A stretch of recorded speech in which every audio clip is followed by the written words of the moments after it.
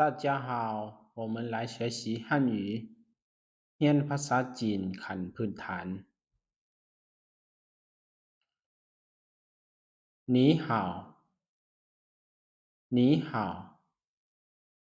สบายดี你好吗你好吗สบายดีบ่我很好谢谢我很好谢谢สบายดีขอบใจ早上好早上好สบายดีตอนเช้า下午好下午好สบายดีตอนบ่าย晚上好晚上好สบายดีตอนแลง是是แม่น是的是的แม่นแล้ว多少钱多少钱ราคาเท่าใด怎么样怎么样เป็นแนวใด过来过来มาพี่你住在哪里你住在哪里เจ้าพักอยู่ไส我在路上我在路上ข้อยกำลังไป帮我一把帮我一把ช่วยข้อยแหน่是吗是吗แม่นบ่是你的吗是你的吗แม่นของเจ้าบ่这是什么这是什么นี่แม่นหยัง你在干嘛你在干嘛เจ้าเฮ็ดหยังอยู่你介意吗你介意吗เจ้าโอเคบ่怎么样怎么样เป็นแนวใดแหน่波波怎么样波波怎么样บ๊อบเป็นแนวใด祝好运祝好运โชคดี玩得开心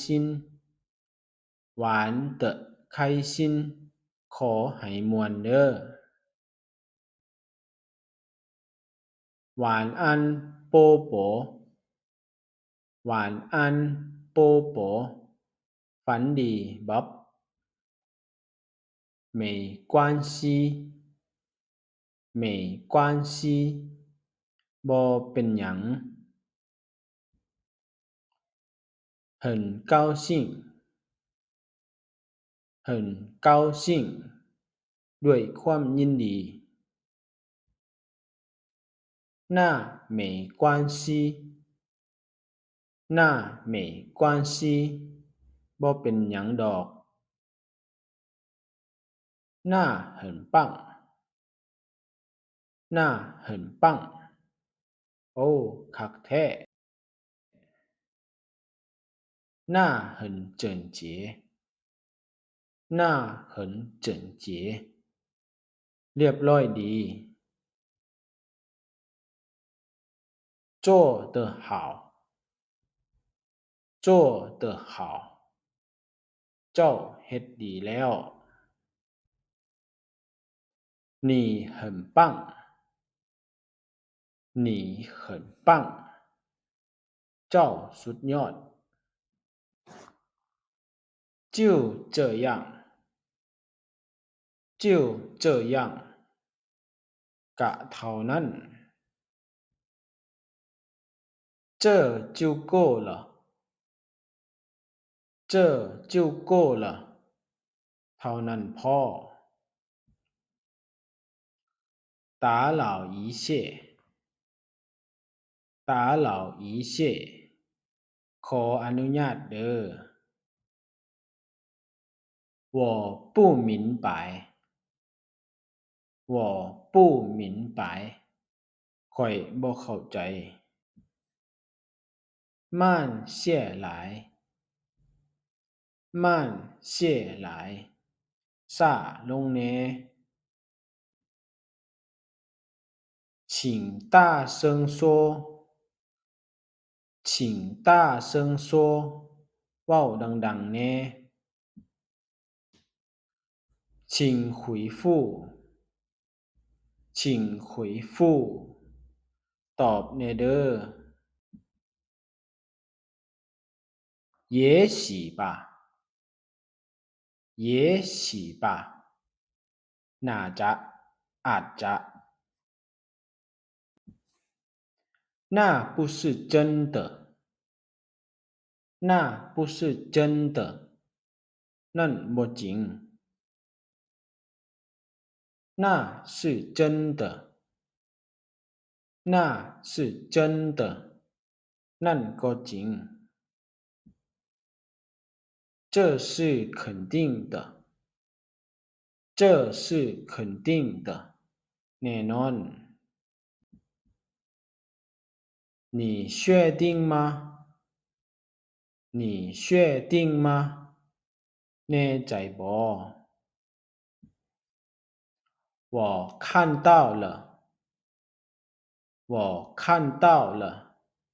ข้อยเห็นแล้ว我也是我也是ข้อยนำเด้อ我不知道我不知道ข้อยบ่รู้没有人知道没有人知道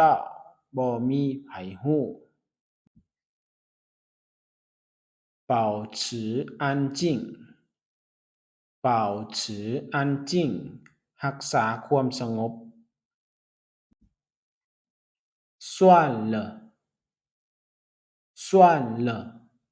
ลืมซา别担心别担心บ่ต้องกังวล没问题没问题บ่มีปัญหา慢慢来慢慢来บ่ต้องเฝ้า再试一次再试一次ลองใหม่这很有趣这很有趣ตลกดีเนาะ开玩笑吧开玩笑吧เว้าเล่นหวะ小心点小心点ระวังแหน่我真后悔我真后悔ข้อยเสียใจอีหลี我要回家了。我要回家了。ข้อยสิกลับบ้านแล้ว。谢谢大家，下一个วิดีโอต่อไป